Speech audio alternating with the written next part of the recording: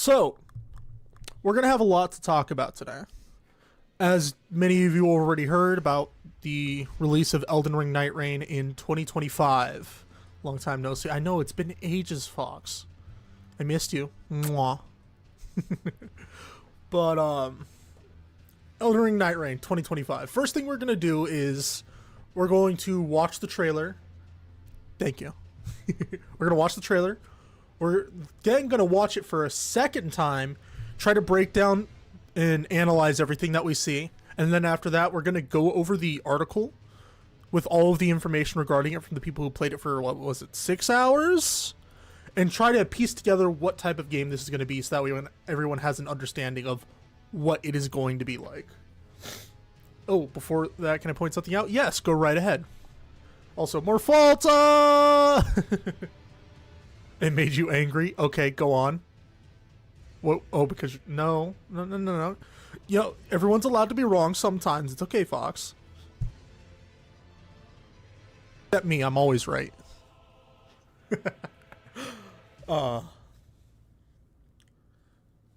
Tree Sentinels, the big chonky guys? Yeah.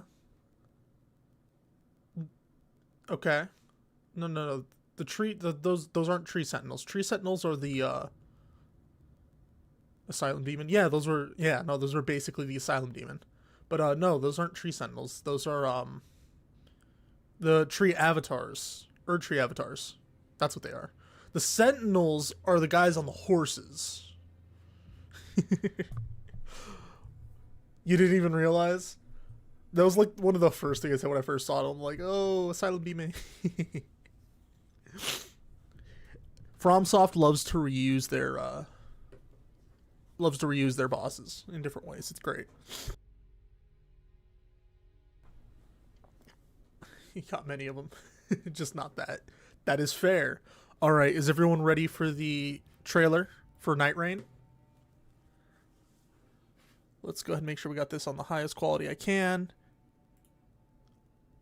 Oh god, it's so much more crisp.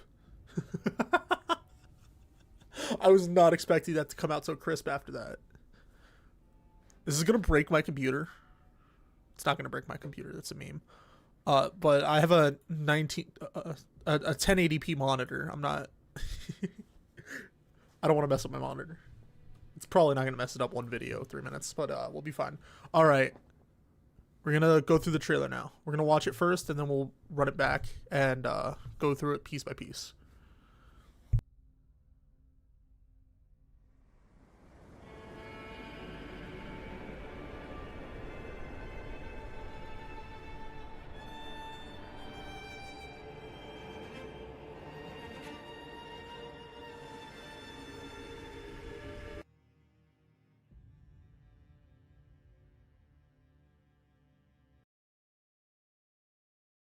Gotta turn off the other background music. Had to fix that real fast.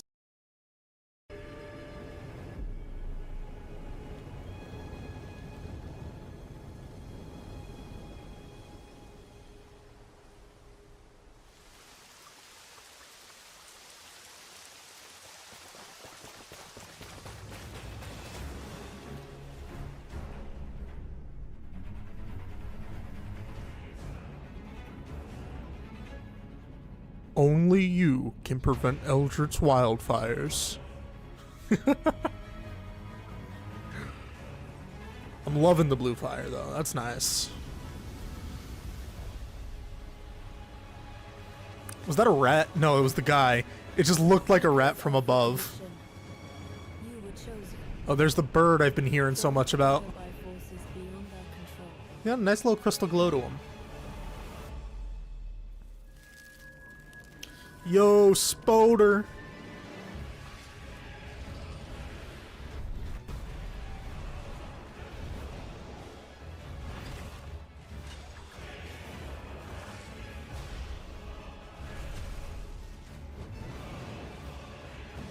Bro looked like a vampire. It's Dancer.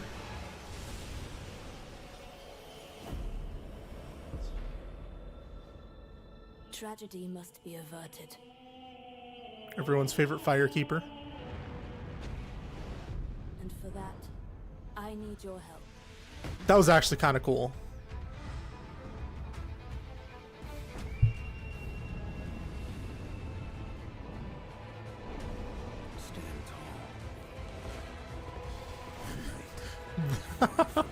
The wall climb. I love the wall climb.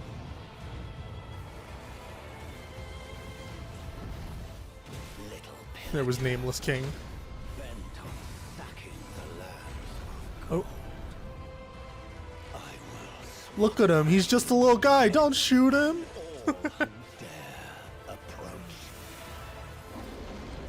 That thing definitely inflicts curse. Oh, that's so cool. Band together and prepare to claim. That's a legit Sekiro jump. Let's go. Of the Night Lord. Not Sif times 3. Look, none of them were limping. That's how you know it's not Sif.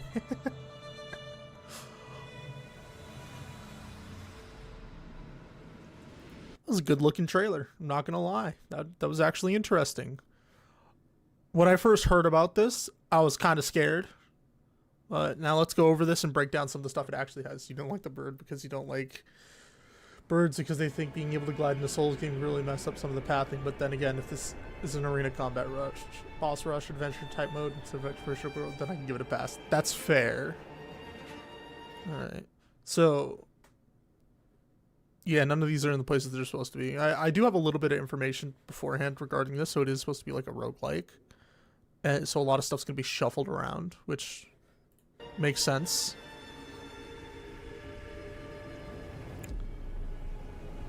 That, I assume, is the... So if you've ever played any type of Battle Royale, you know how there's always something that's like pushing everyone in. So like in PUBG, you have the circle. So I assume that's what the blue fire is going to be. That's the storm. Okay. I don't remember what people were calling it, but yeah, this is definitely that. Which is kind of cool that it's just blue fire. It's great. This is what we get for burning the tree. But that's just Fortnite for that. Tragic. Assuming that was like actual gameplay of the character running, it seems like the movement is a little faster than normal.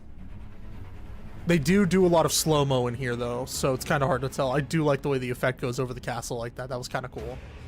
Lack of torrent, Sag. True. I missed my boy. Obviously, they're going to still have graces around, most likely, for you to be able to level up. But there's definitely going to be like restrictions or different ways to level up instead, probably. I still think... Is it just me or does the character not look like a rat when he's running right there? Like, look at that. Like, you can't tell me he doesn't look like a rat. Look, like, it looks like he's got a tail.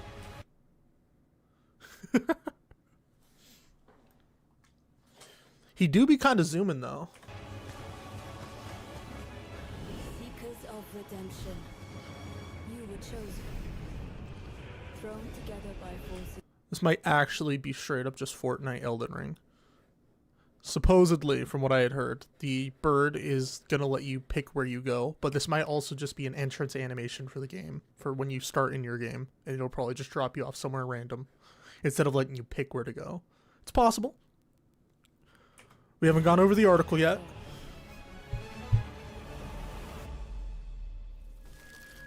Always got to keep the swampy area. I love the spider. The spider looks so good.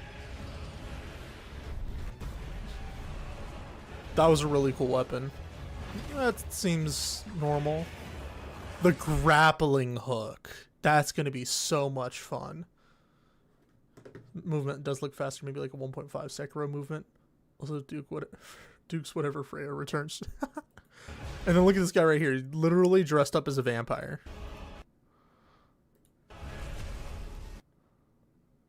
Literally a vampire. That is really cool. Hold on. We're going to go back to that. That's player, right? Is that due to the skill of the weapon, or is that just something someone can do? Dancer, how we missed you.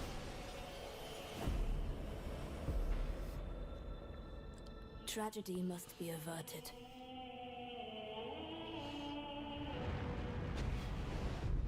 That is a really cool weapon skill.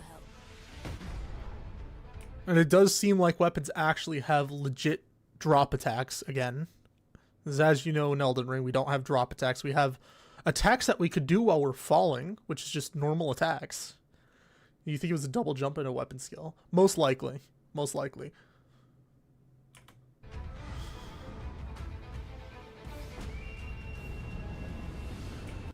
Looks like they are going to have a good variety in areas. Like we saw the swamp area earlier. We saw, not Liurnia. Great, I forgot what the first area is called. Limgrave. Limgrave. We saw Limgrave.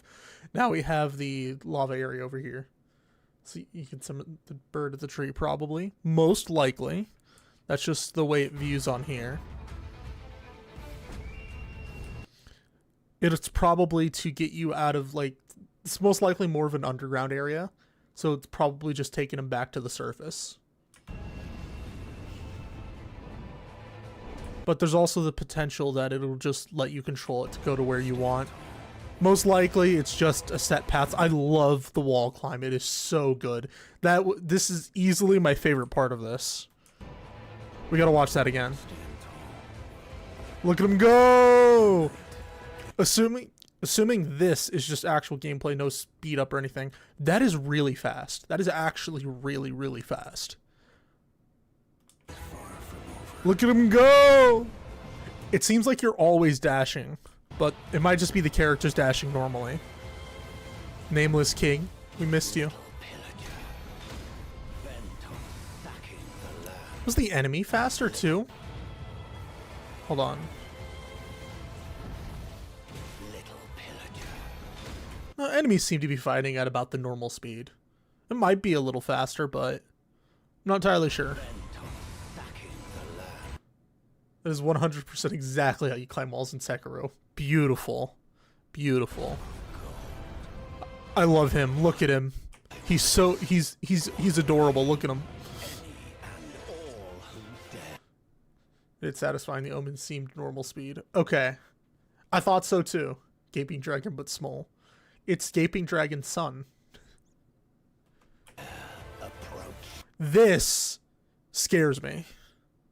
It's got the same setup for like the eyes with the basilisk have, but that definitely inflicts death. You are dying. Omen was always a little faster than Chonky. Would make you think, okay. Like, look at this guy. I would not want to fight this guy. Look, there's like 10 of them. Yeah, 1, 2, 3, 4, 5, 6, 7, 8, 9, 10, 11. He might even have more on the backside of his head. Well, they're Goda is not basilisks. I mean, yeah, you're right, but it's what the basilisk have. That's my reference to it.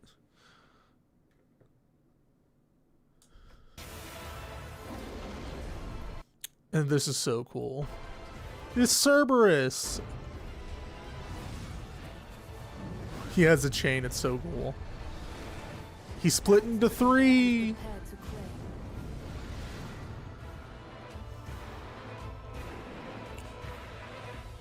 The life of the Night Lord. So most likely we'll just be able to go to areas we want. There'll be doors and stuff that we can't open. Stuff we can still interact with like we do normally in Elden Ring. Which definitely lets the exploration still go. Yeah, the basilisk guys are just big yellow eyes. Goat eyes are yellow with the black horizontal view. Fair enough. Fair enough. Overall, it does look pretty interesting. But now, for the important part, we are going to go over this. Elden Ring, Nightreign, hands-on, 6 hours with FromSoft's wild new co-op roguelike action RPG remix. See, this was the scary part. This could end up, just because of this combination of stuff, could end up being good if done right, or odds are ends up being absolutely dog water, which is what I'm afraid of. FromSoft, please don't ruin your record. You've put out banger after banger. Alright. So From Software producer Yasuhiro Kitao asked us to forgive him if he seems nervous. Doesn't, but I've already sweated through my socks if I was in his shoes. He's about to let us play From Software's next game a full week before the rest of the world learns it exists with a surprise trailer at the Game Awards. Miyazaki's not directing, so hold on. I did hear about that, but there is stuff going on regarding that. Because you know how Miyazaki is. He loves to cultivate his talent. From Software is one of the few companies that keeps their workers after they make a game for them. Game Awards. After 25 million selling phenomena of Elden Ring, the follow-up is the last thing you'd expect. But because it looks, and I say with zero shade, kind of like a mod. Which is something that people do like, because there's a lot of really good mods out there. As an example, one of the most popular mods, I'm making this up entirely, but I know people do really like this mod, is the Seamless Co-op mod, which allows you to be able to play with your friends in their world without having to, like, re-summon them every 5 seconds whenever anyone dies, because you know how Elden Ring is. You're gonna die. It's Elden Ring. But yeah, people love their From Software mods. It's great. So this isn't like bad. This isn't a bad sign. Modders delight in remixing From Software's RPGs into games that are easier or harder. Rarely is it ever easier. It's always harder, sillier, or scarier. Whoops, I did not need to. The Seamless Co-op. It even brings up Seamless Co-op. Has been downloaded by more than 2.5 million PC. Okay, so it is one of the most popular ones. Let's go. My made-up information was true.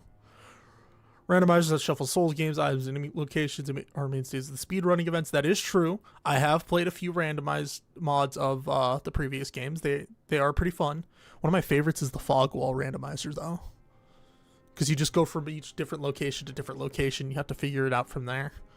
It's great. If you combine that with the enemy and item randomizer, it's an insane experience. It's great. So who says From Software can't get on the fun by modding its own game? Well, let's crank the speed up to 150%. Okay. Things did seem quite a bit faster, so this would make sense. Ditch fall damage. No gravity! No gravity kills! You nailed it. Base. Good stuff, Fox. Throw in a ton of random loot. Fair. And some other roguelike-y variables. You pretty much got Elden Ring Nightreign. Okay. Not bad. Not bad so far, I'll admit. I didn't take to it right away, but after 4 hours into an all-day playtest in a conference room in Tokyo, blinds drawn against the sun until it dropped below the nearby office tower, started to feel it. The raw animal thrill of a great roguelike build. The chest-thumping glory of slicing a 6-foot katana through the guts of Margit the Fell Omen. Well, yeah, it's Elden Ring. They're definitely going to be bringing this back. Oh, something else I noticed. So there was a lot of other characters from other FromSoft games that were back. Like, example, Nameless King, Dancer. Main ones that were in the trailer. So most likely they remove fall damage, not fall death. No! Gravity, it's still here.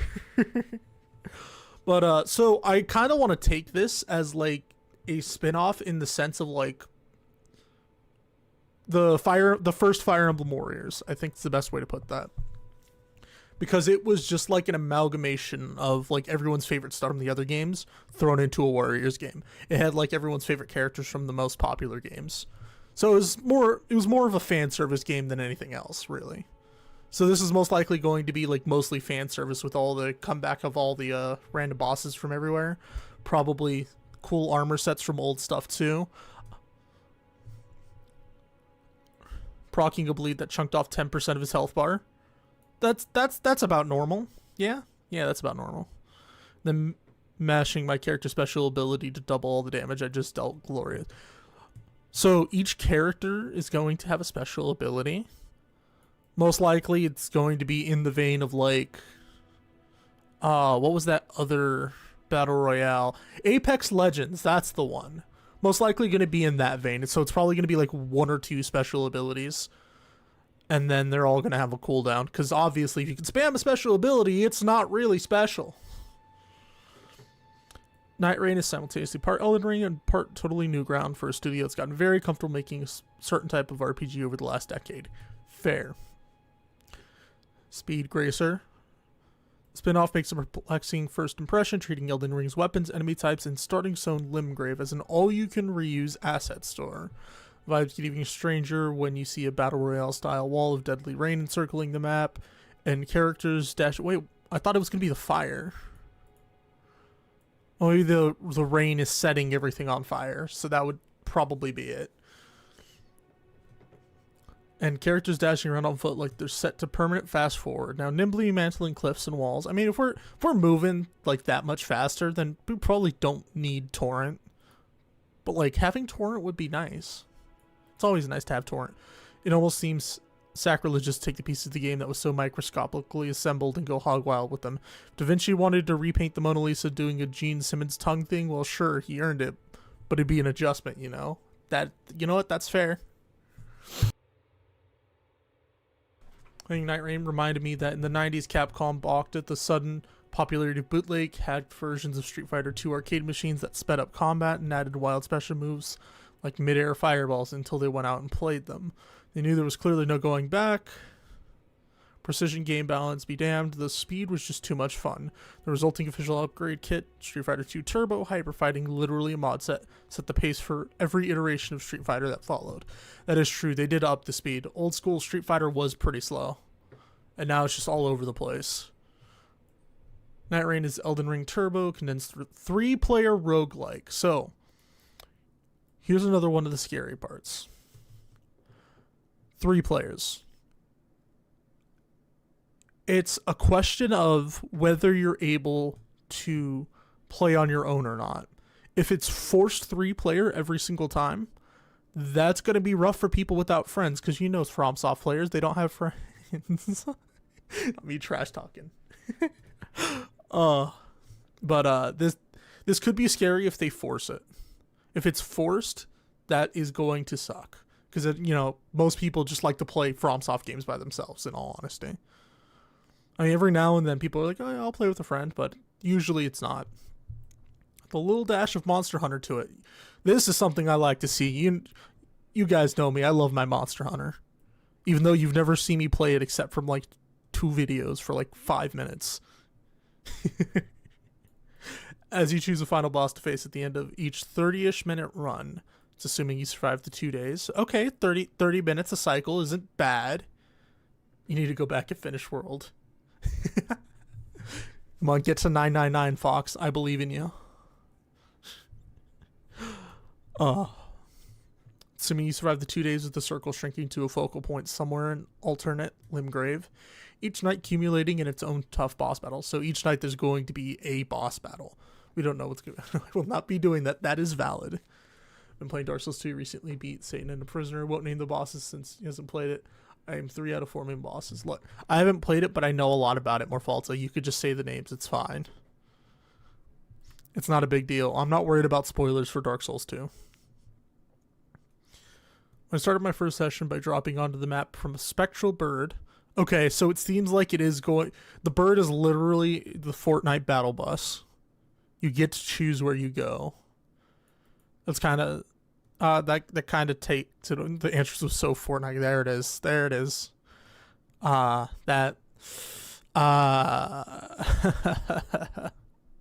wondered if FromSoft was joining the live service party with the battle pass, seasonal pass, events, and $20 epic skins. I hope not. I hope not. This would suck. This would absolutely suck.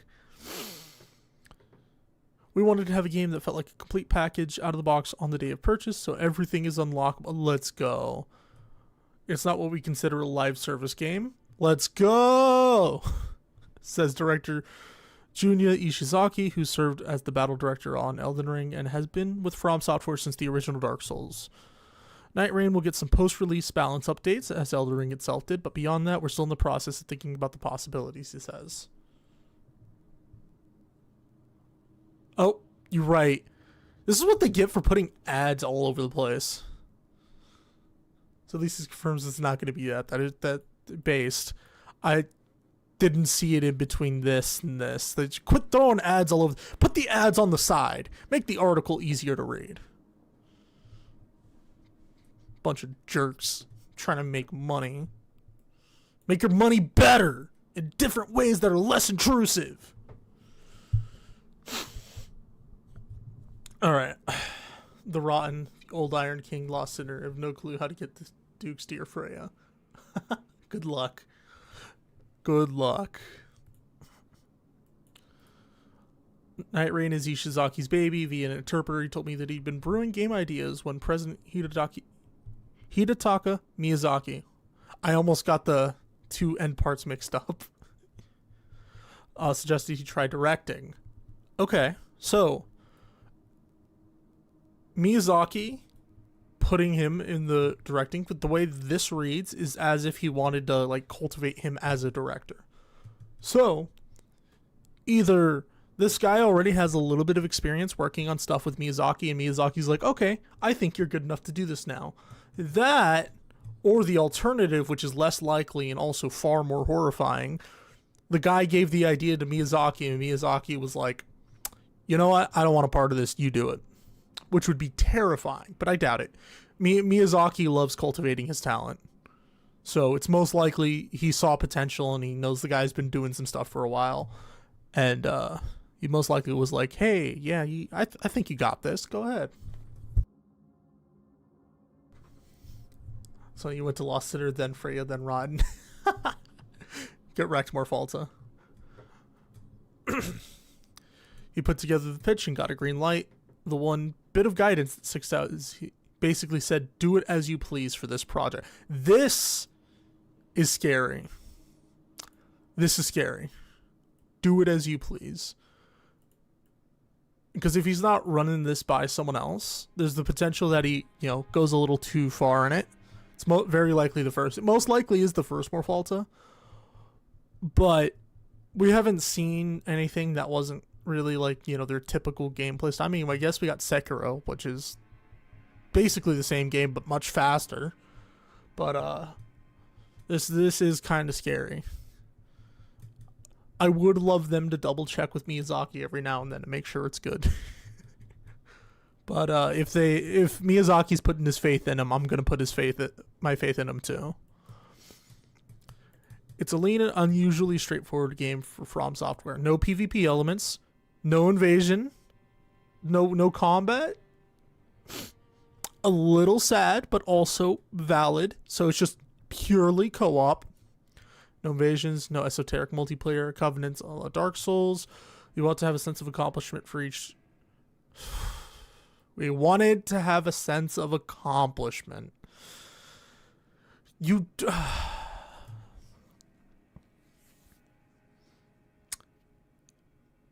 We're just gonna skip past that. That's not ever something you want to say. Oh, that hurts. Exactly, Fox. Exactly. You aspire to be a game dev like Miyazaki. Based. I believe in you, Morphalta. If you do start making stuff, I will give you an honest review of it. I got you. We're just gonna just gonna pretend that last sentence didn't exist. Win or lose, you'll end up with relics you can equip in future sessions. That's interesting. So it's like perma buffs, like as if you level your character like in Tarkov, but except effects instead of stats. You want to be like Miyazaki, don't forget the poison swamps and feet. True. That's so true. There's never not been a poison swamp and there's never not been bare feet. A scary amount of it. A scary amount of it. Offering a range of buffs to HP, magic text, or even your basic functions. I found one that made my healing flask also heal my allies. That's kind of broken, actually. That's kind of broken. Huge benefit when we each only had 4 to quaff before running dry. Preset heroes. They put it in quotes, so they probably have their own terminology that they haven't truly come up with yet. With unique attributes replace the character creator. The Lithe Duchess, for example, has a tiny HP pool, but dodges attacks with a Bloodborne-style quickstep. That's pretty cool. Instead of the usual roll, the characters are cool, and so the abilities, empowering additions to a combat system that's always been more deliberate than razzle-dazzle. Still, there's something odd about this mashup that plucks bits and pieces from roguelikes and battle royales and even hero shooters, and uses them for seasoning in a boiled-down pot of Elden Ring. I asked Ishizaki what he'd say to players who view the changes as From Software simply copying what's popular in other games. I mean, for this, people have been doing this for ages. That's where everyone gets their ideas now. There isn't a single idea that has not been already had. The best thing to do is to take your favorite parts of different things and mash them into something and make it work. That is how you get something unique nowadays. Heck, look at Ludwig's videos. He steals all his ideas. He yoinks and twists. It's the most important thing for anyone who creates literally anything. The focus was condensing this experience down. The RPG elements, the exploration, the character building and leveling. We wanted to feel like it was all coming together and accumulating in a boss fight, but more concentrated form, he says. Rob's optimal to make a side series that cashes on trends and uses that funds to fund more artistic narrative experiences. Sure, man, go off. True. They're definitely going to put the money to good use, unlike other games like Fortnite, as an example. For this new sense of accomplishment, you wouldn't quite find. Okay, hold on. They fixed it. That you wouldn't quite find with Elden Ring or previous. That we felt we needed some new mechanics, some new elements to add into the mix. We've never really held that stance. Let's absolutely not do anything that other companies are doing or not follow trends. Since we didn't really see this as chasing a trend, we saw these as interesting elements that could work well within our multiplayer focus session-based game. So far, it still seems like it's going to be forced multiplayer. I like how I put a thing up here to take notes and I just didn't take notes. Favorite thing about Elden Ring Nightreign almost immediately is the addition of 2 unique abilities per character. See, I told you it was going to be 2. I told you it was going to be 2. Totally changed how I play the characters themselves that aren't quite classes, but the Duchess is a clear glass cannon DPS. Able to double the damage she and her allies have just dished out with her restage ability. By the end of the day, I was yelling, "Run it back." That's funny. To my co-op squad mate playing Duchess, when I use the Knight character, Wilder's grappling hook to zip towards a boss. That's pretty cool. So the trailer showed you could pull enemies towards you, but for the bigger enemies, you could pull yourself towards them. That's pretty great. That's actually really cool. Then drop his ult, fiery charge explosion that deals immense damage at close range. As with Street Fighter 2 Turbo, the bombastic new moves are thrilling even if they feel slightly bolted onto an existing combat system. While they only have grappling hook because From Software already had the physics code for that exact mechanic ready to go from Sekiro? Probably. Sekiro, you do that a lot of bosses from FromSoft knows how to grapple. Based. The default controls, at least currently, are a bit awkward. Oh no. It's like Dark Souls 2.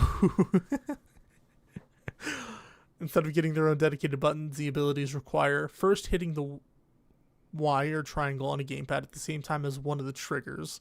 Most likely worked fine, but the occasional mispress had me swapping a two-handed sword grip instead of using my ult at a key moment. Yeah, that's kind of scary. That is pretty jank.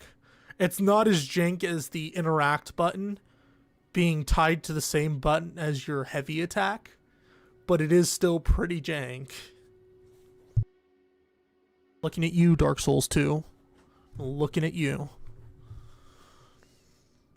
As the all-rounder knight archetype, Wilder is emblematic of how different Nightreign feels from the usual single-player Souls game. The quick cooldown on his grappling hook gives him a huge ability boost over the usual default plotting sword and board playstyle. Okay, so you're able to just kinda spam the grappling hook. You can use it more often than most other abilities, probably. Most likely like a 10-15 second cooldown. Or 30, and the other ones are probably like 90 or something. There's also a mage, a tanky heavy knight, and 4 of the characters it didn't set eyes on. But broadly speaking, any character can use almost any weapon. That's nice. That is nice. You know, we at From Software love our fashion souls, so doing that, we can have a nice weapon no matter what character we go with. We're going to pick whatever we think looks best, and then we're just going to use whatever weapon we want, because that's how we roll. From a staff to a colossal greatsword, weapons come with random buffs attached. That's an interesting one. That is an interesting one. The buff variations, maybe it'll be stat buffs, maybe it'll be abilities, maybe it'll be a combination of those. No idea yet. We'll only know when they release more information on the game or whenever the game comes out, including passives that are in effect as long as you keep them in your limited. That's broken. That's actually kind of broken. So it seems like they're going to have like 2 different skills, one for while they're equipped and then one while you just own it. That's actually kind of broken. I've always lamented how I rarely end up changing builds in the Soul campaign, so being forced to make do with what I find in the field is, while also benefiting from what I choose to keep in my pocket, is delightful change. That is pretty interesting. You found something? What did you find, Morfalta? What did you find?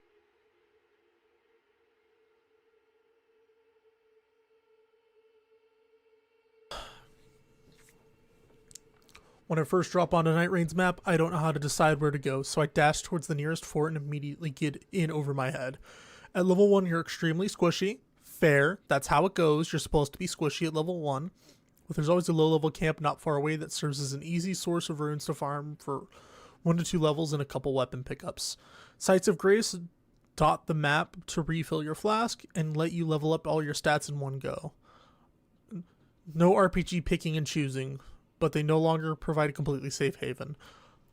So when you level up now, obviously it's going to be far less because it's meant to be much faster, but it's going to level everything. So they have set ways for them to upgrade. That, or it's more RNG, like kind of like how Fire Emblem is, where it's like when you level up, you have percent chances of certain stats leveling up, most likely. I think that's what they'll probably be doing. Do you like keeping cool weapons or hoarding Elden Ring loot? So I like the idea of cool loot having a purpose. That's fair. Never mind, this is somewhere new. Harvest Valley. So leveling isn't just going to be Shadow Tree fragment and upgrades. Basically, probably. Most likely, Fox. It probably won't specifically just be a damage increase and damage decay can decrease. It'll most likely be actual like stats.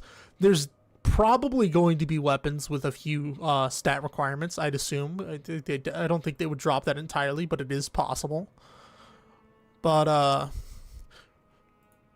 from the looks of it, it doesn't seem like you're going to be leveling up much. Most likely it'll be like a level cap of 10. As I say, early game, you just farm 1-2 levels real quick, and it's only supposed to last like 30 minutes, so maybe max is like level 10. And, you know, it doesn't normally take long to get there in most Souls games, so this would probably be fine for that. But, the Sites of Grace not being completely safe anymore is kind of scary, but it's also an interesting take. After a few minutes of free exploration, the circle starts closing, pushing you towards the eventual first night's boss fight. Died to the demi-human swordsman and queen, a pair of Elden Ring bosses will be absolutely curb-stomping within a few hours. They're going to have to go and fight them again because they got wrecked. As with most roguelikes, knowledge and familiarity will take you a long way in Nightreign. You know, FromSoft players, once they know where something is, they always know where something is. So getting more familiar with the map is going to be done like that. It's going to be super fast. Everyone's going to know, especially since it's going to be a much smaller variation of everything. Like, don't get me wrong, my memory's bad, but I still memorize a good chunk of the areas that I actually go to. Not as much as you, though. You still remember way more than me. Fox with the goated memory. Never mind, this is the same. Tragic. 4 hours after starting, my co-op squad had our strategy down to a science. Land, hit the nearest outpost, just to grab a couple levels and any weapons with useful passives, then beeline for the nearest church, which will always present us with an extra healing flask each. Oh, that's interesting. They decided to keep the flask upgrades at the churches, which is kind of cool. Neat. I'm glad they kept that. That definitely makes it easier to find. Stop along the way only for easy fights. Stay grouped up if anyone encounters a field boss we think we could take. Like the weak sauce. You really have to say weak sauce? Really? It's fine. They're trying to be quirky. They can be quirky even if it's a little cringe. The Perfumer, who dies in a few hits as long as you avoid his one lazy fire attack. If we have time, we rush to a second church before the end of the day. Our goal is to get at least 3 of the 4 that are spaced around the edges of the map by the end of day 2.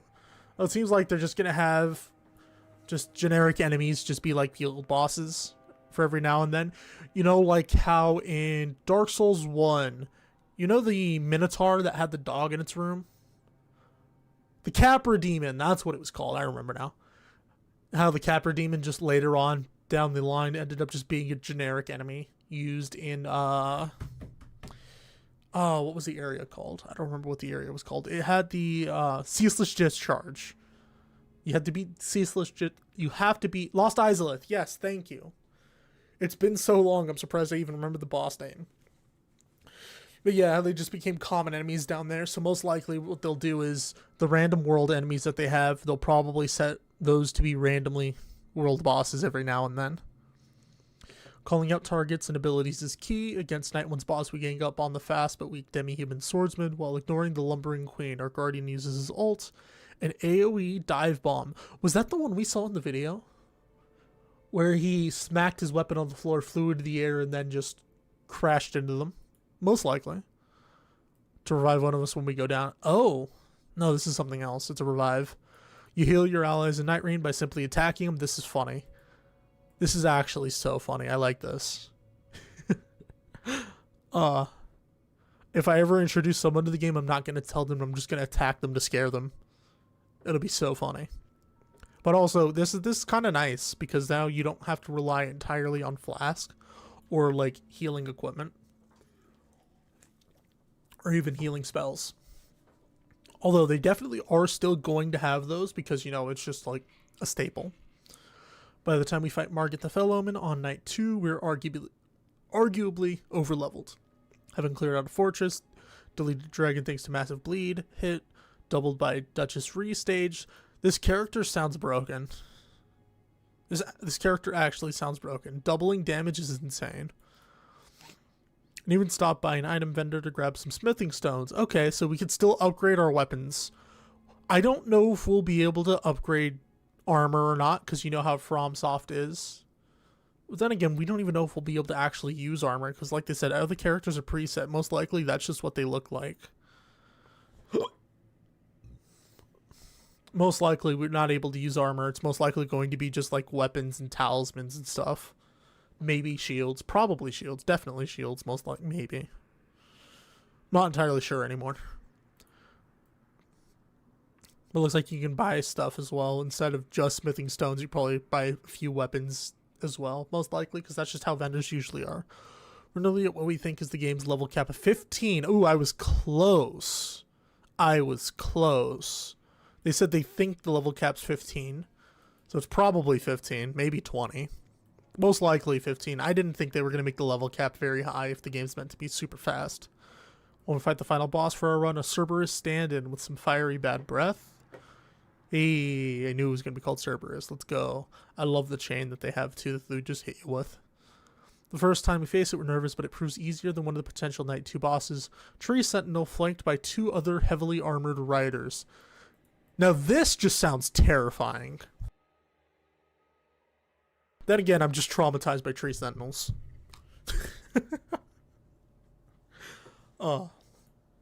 Second time we barely break a sweat, dodging a familiar set of FromSoft boss stomps, dive bombs, and fire blast.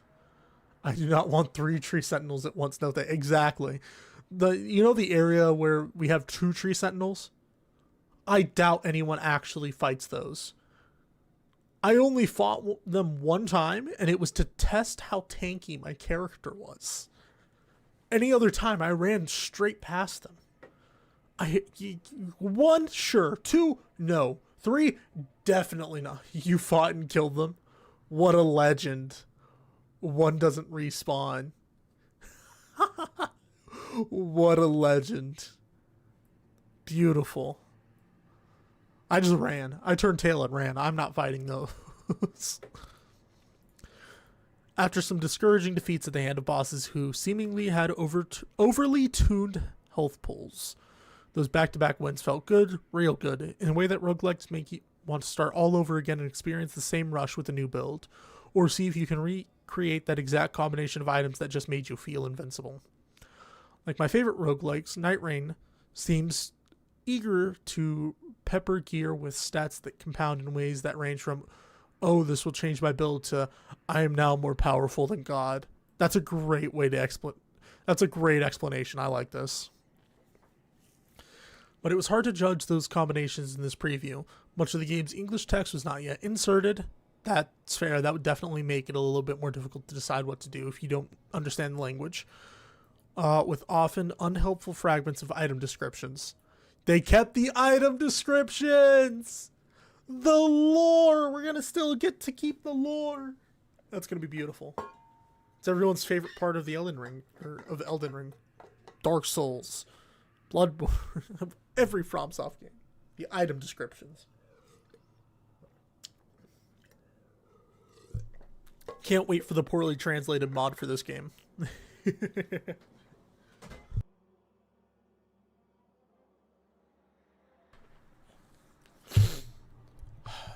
This ultimately left me uncertain about the thing Nightreign has to get just right. Its map. Nightraign's map is peppered with familiar outposts, ruins, and forts full of enemies, caves, and jails, which weren't functioning in the build we played. Oh, tragic. They didn't have that up yet. That's fair, though. It was an in-progress game. That's, and churches. While the bosses and enemies you encounter in these locations vary from run to run, I am a bit worried that retracing my steps across the mostly unchanged topography dozens of times will get old, even with the peppering of change. But Ishizaki says the map will sometimes see large-scale changes to the terrain in the form of procedurally appearing volcanoes or swamps or forest, and hinted at some degree of meta progression that will apply to the storylines of the hero characters of the map evolving in some ways as you play more of the game. So, like I said, the map not changing too much is a bit scary because it would get pretty dull pretty fast. You just understand where everything is at all time. Be like, okay, map's like this. I see thing there. We can get that thing. But having it do this might need to be more often that, or they need to just have multiple maps and then have those multiple maps randomized. So that way it's like actual good variety. I think they have enough area variety to make a really big map really big for 3 players. A really big map for 3 players to be able to make it to where it's like, hey, now we have enough variety, areas, all different spots and all that. But if they could do that with like each different like type of area, I think they would have a good enough variety to have it be interesting for a while.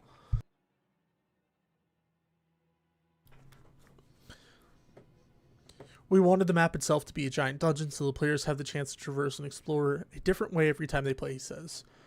You have to choose the boss you want to face at the end of the 3rd day. Okay, that's interesting. It's probably going to be a choice between certain random bosses.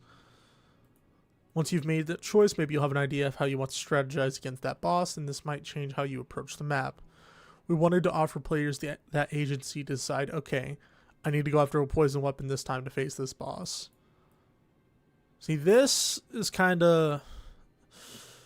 I don't know how I feel about this. Because, like, yeah, being more effective with what you use to fight a specific boss, but also, what if we just go in and bonk him a bunch of times? Because that's what most people are going to do. They're going to just go in and be like, yeah, I want to bonk this guy. Get me the thing with the most damage I can possibly get, and I'm going to go in and just smack this boss around. Instead of being like, oh man, this guy's weak to poison. I have to go get poison. So now I have to go to the poison swamp. And you know how much everyone hates poison swamps. But that if they make it to where you kind of have, poison's nice, but max DPS is also nice, but easier. True. So here's the thing: if they make it to where you have to have the weakness to make the boss actually like beatable, that's going to suck. That will actually suck so much if they do that. Aside from like how Elden Ring is, where you can kind of just play whatever and be like, yeah, if I want it to be easier, I could play poison. But I got this. But this, if they do it like that, especially since it's so randomized and everything, that would be rough. People with terrible luck, such as myself, would have a very difficult time. Maybe they'll take me to an area I don't usually go, or an enemy I don't usually want to fight. Hopefully this gives a little more variation between runs as well. I don't actually think this will be enough for variation. You gotta do more map work if that's the case. The map work is going to be the most important, making sure that the enemies variety is also as well. Without complete item descriptions or tooltips to help me interpret the map's many tiny icons. Okay, so you're gonna get a map with a ton of icons on it that'll help you indicate where everything is. It's interesting. I can't say I've developed any strategies more sophisticated than get more healing flask, and that worked so well. It makes me a little uneasy about how Nightreign will really demand more thought from me. I mean, fair enough, having more healing flask is always good, but also if that's like the whole thing, if that's the only thing you needed to do, that's kind of rough. Wizard towers, for example, seem painfully simple with the puzzles to enter them, never varying from a couple possible locations for a well-telegraphed hidden object to be waiting for a sword swipe. That's rough. Like, I get it's a roguelike, so you don't want the puzzle to take players too long, but don't make it like, oh, smack thing. Maybe make it to where someone has to move something somewhere. Maybe make it they have to destroy multiple things instead of just one or something like that. Just make it to where you kind of have to piece it together instead of it's like, oh, I'll just keep smacking things until it works. You do not want to make it to where people can just brute force your puzzle like that.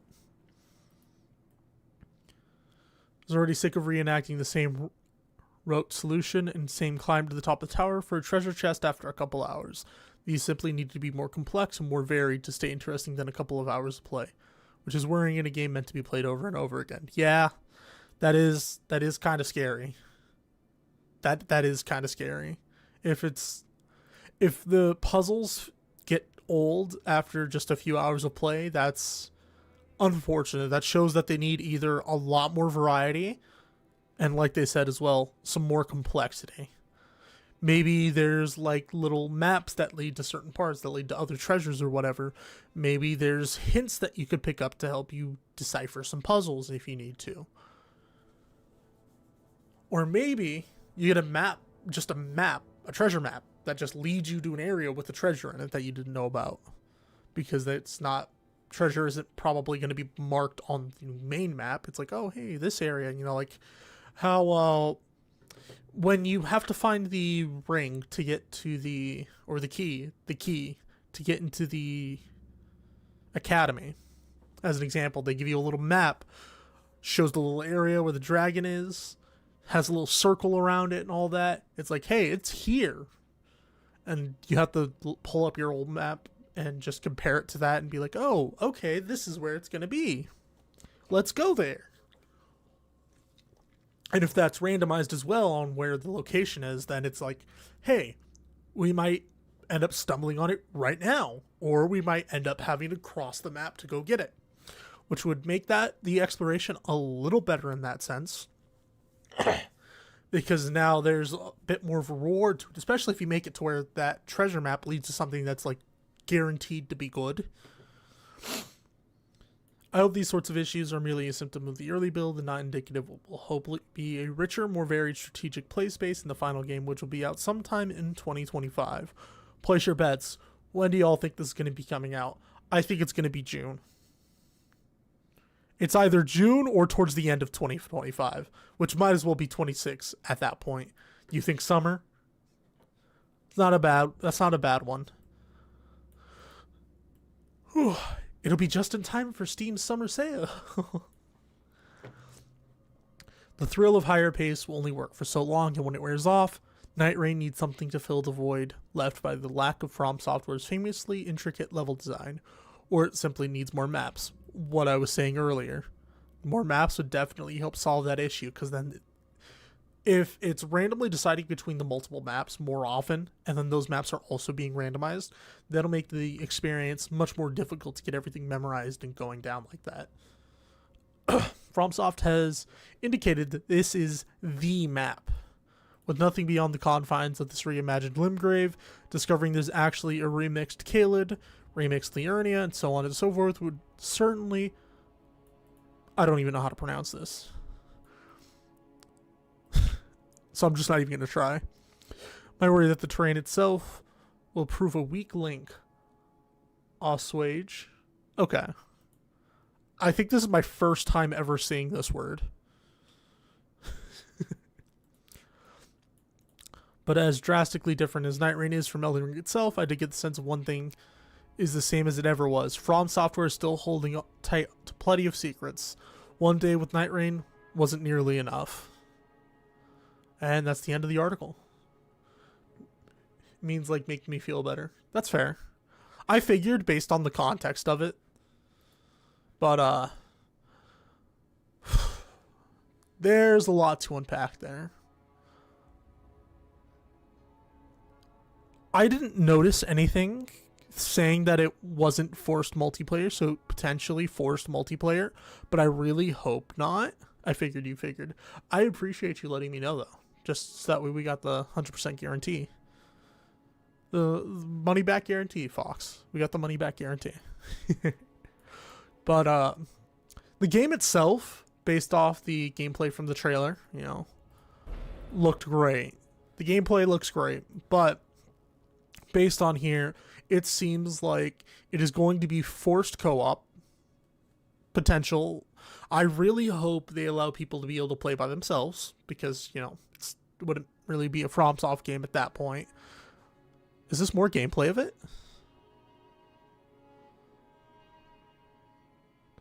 The fog wall. Movesets they do in the base game. Oh no, it's just normal gameplay with that. Not gonna lie, not enough slime-based mechanics for me to feel invested. Valid.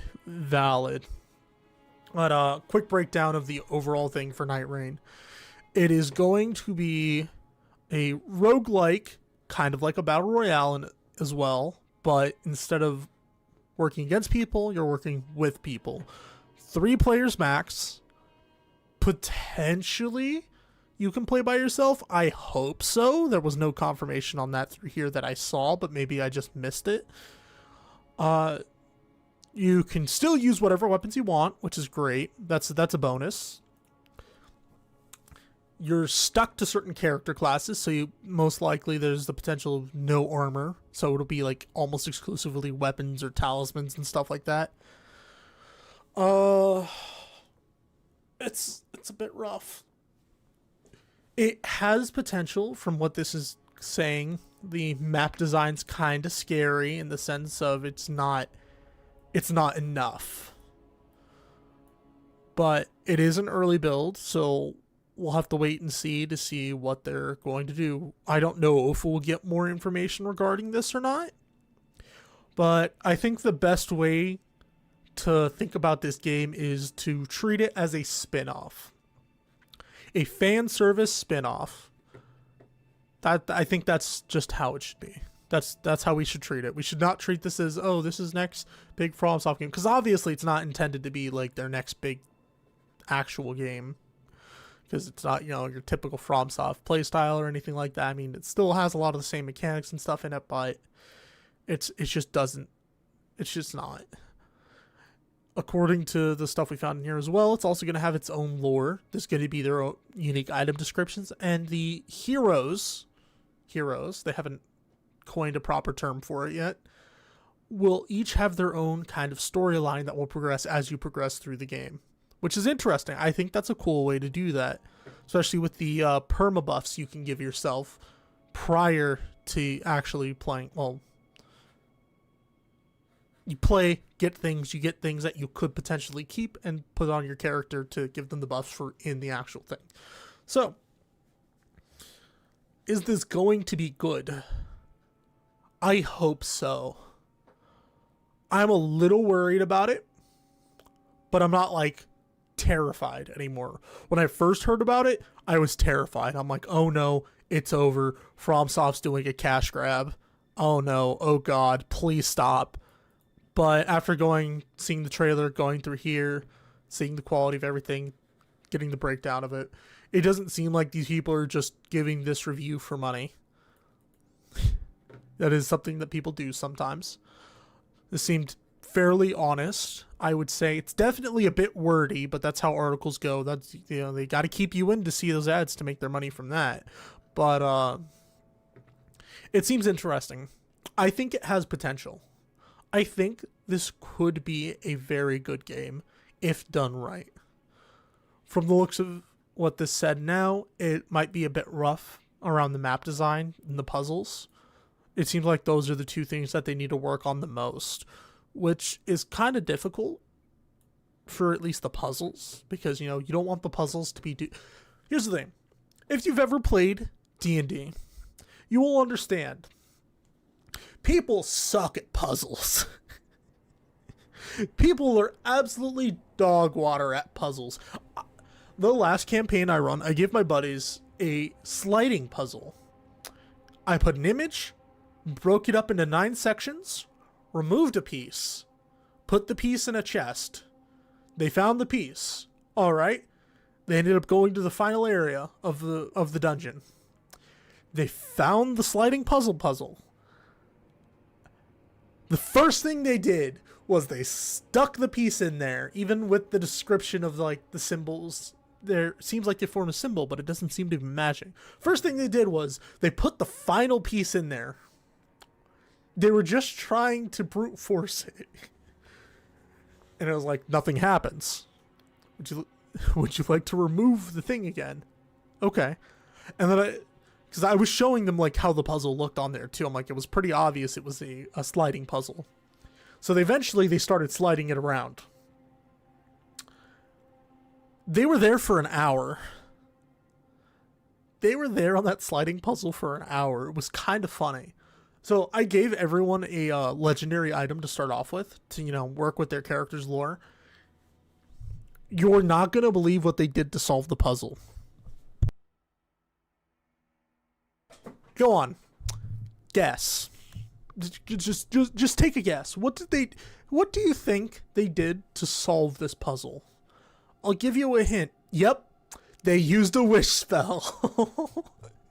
They unironically used a wish spell. It was so funny.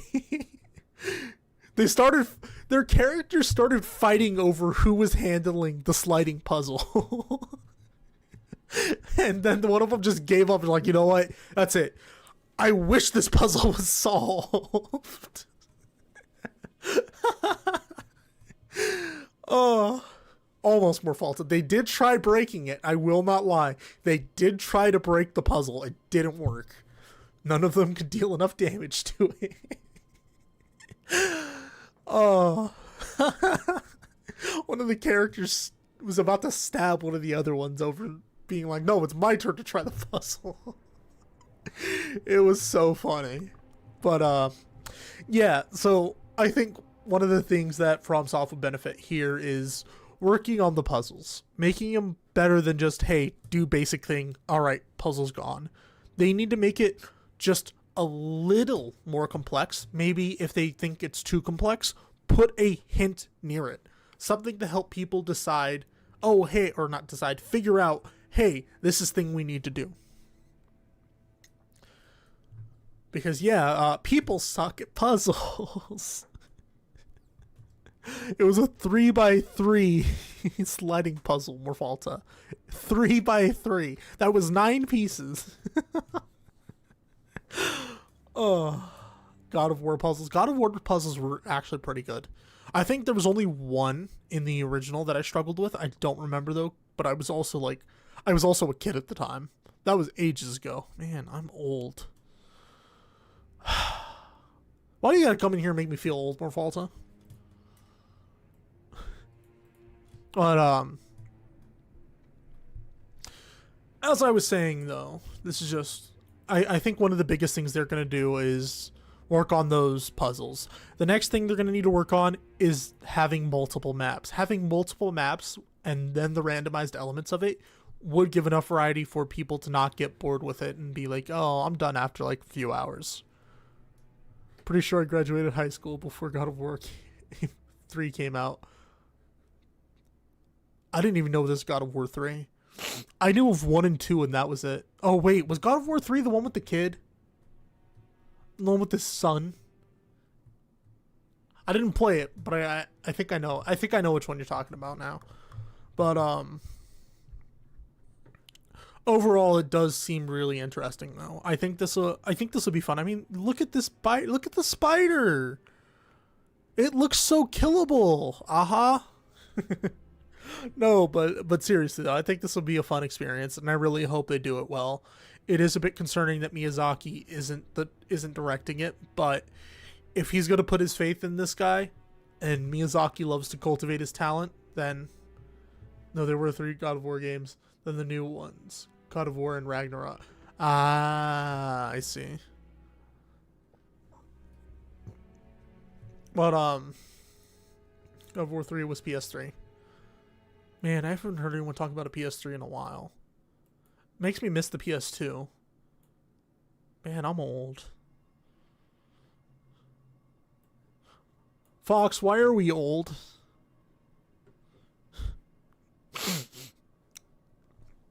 Okay. But overall, that's just... It's interesting. It is interesting. I do like the idea of the healing flask also being able to heal your allies, which lets people be a healer in another form of sense. I wish they went through and gave us a little more info on the different classes, because they only really mentioned 2, which was the Duchess and the Knight. You have 6 plus 4 heals. Let's go. Good stuff, Morphalza. 10 whole heal. I'm kidding. I knew what you meant. Your birthday's coming up. Let's go. You got any plans? Overall, it's a decent breakdown. It is going to seem interesting. It's going to be a lot faster. I think it'll be nice, at least for a few hours. I don't think it'll be absolute dog water. I hope it won't be absolute dog water, but I also don't think it will be dog water, just based off all the information here. The trailer itself makes it look really good. I mean, just look at him. He's so cute. He's just munching down. Oh.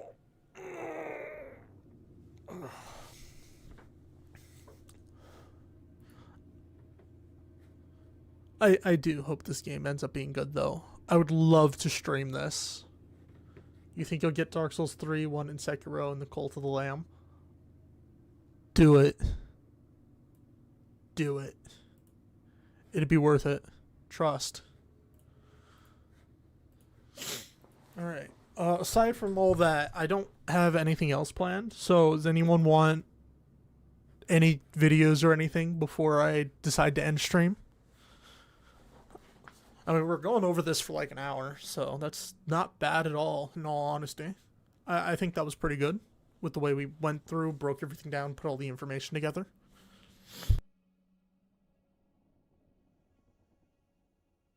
Yeah, for your birthday. I figured. Good breakdown. Yeah, I got the Fox approval, and that's all that matters. Oh, you got one? Alright, what is it, Morphalza? I'll have to make sure I update the stream info before I do. But overall, this is pretty good. I like it. Thoughts on the Kendrick versus Drake beef?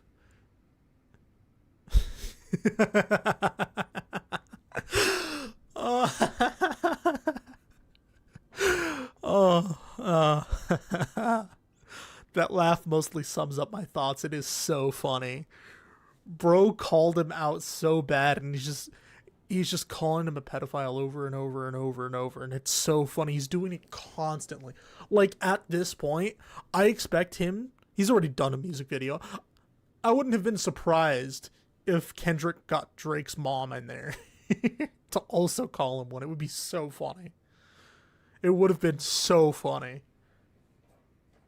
I have no further comments other than that. It's just funny.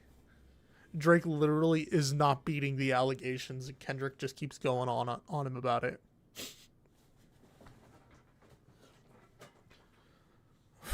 Alright. I think this is going to be a good place to end it then. Thanks everyone for stopping by. I appreciate y'all. Glad we got to go over this and watch the trailer together and go through all this. It's going to be an interesting experience. No idea when it's going to come out aside from 2025. Hopefully, it's not too soon, so it's not like we're getting the closest thing to the build release that they currently have. We want something that's quite a bit more. See, react to Kendrick versus Drake memes. Wait, okay, hold up. Do you have Kendrick versus Drake memes?